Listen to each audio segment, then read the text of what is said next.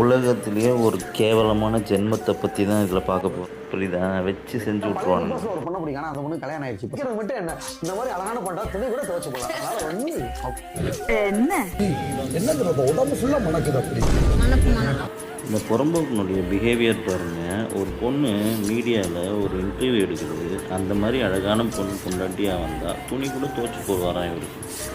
இவன் என்ன கண்ணோட்டத்தில் இருக்கான்னு மட்டும் நல்லா கவனித்து பாருங்கள். ஒவ்வொரு பொண்ணுங்க கூட அவன் நார்மலாகவே பார்க்கல. அவனுடைய பார்வையே வக்கரமாக தான் இருக்குது. அவன் நார்மலாகவே பார்க்கல. இவ்வளோ ஒரு கேவலமான வக்கர புத்தி பிடிச்சவனை எப்படி பிக் பாஸ் டிவியில் அலோவ் பண்ணாங்கன்னு எனக்கு தெரியல. இதெல்லாம் பார்த்துட்டும் எதுவும் பண்ணாமல் அமைதியாக இருந்தான்னு பாருங்க.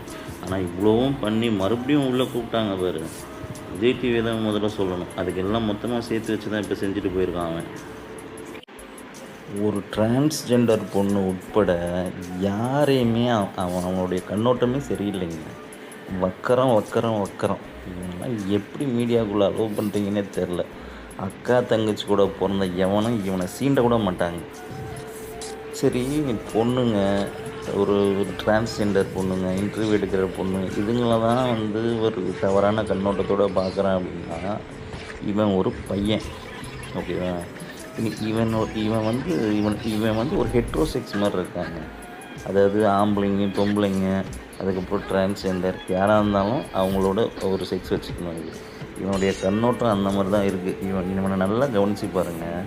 அவனுடைய ஆட்டிடியூடு ஏதாவது ஒரு இடத்துலையாவது ஒழுங்காக இருக்கான்னு மட்டும் பாருங்கள். எச்சரிக்கையாக இருங்க.